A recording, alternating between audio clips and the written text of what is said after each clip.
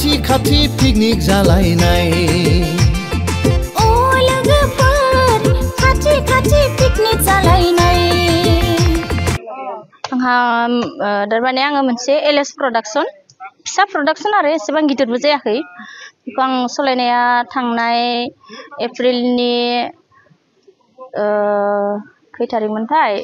17 निफ्राय स्टार्टिं खालामनानै दिनैसिमहालागै सलायबोगासिनो दङ दिनैबो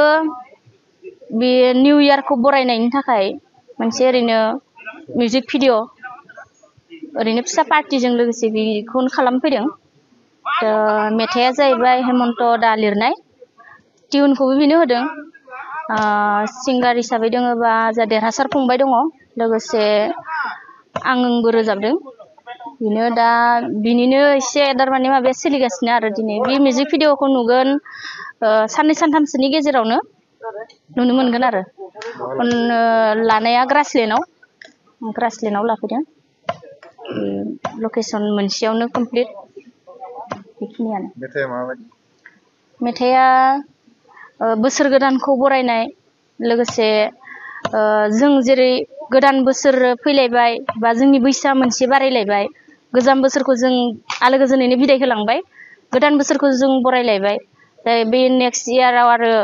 बेनो आरो मोनसे जेनेबा बोसोरसे बारायलांलायबाय आरो जोंनि जेनेबा आविया दिनै मिउजिक भिडिअ शुटिं सोलिगासिनो बिनिनो शुटिं सोलिगासिनो दङ बेसेबांसो आगबारायदो ओरैनोथ' दा आधा थांबाय होननानै बुंनांगोन आरो दंबावो आरो आधा दंबावो रायजो राजाफोरखौ आं बेखौनो खावलायो जे नोंथांमोना अननानै आंखौ सापर्ट खालाम आंनि चेनेलखौ साबस्क्राइब खालामना हो शेयार खालामना हो लाइक खालामना हो कमेन्ट खालाम आं बेखिनिखौनो खावलायो आरो जाय बिथांमोना निउ इयार जागोन बा पिकनिक जागोन बिथांमोना बे मेथाइजों रंजागोन होनना सानो नामा आंथ' बेखिनिखौनो आसा खालामनानै दङ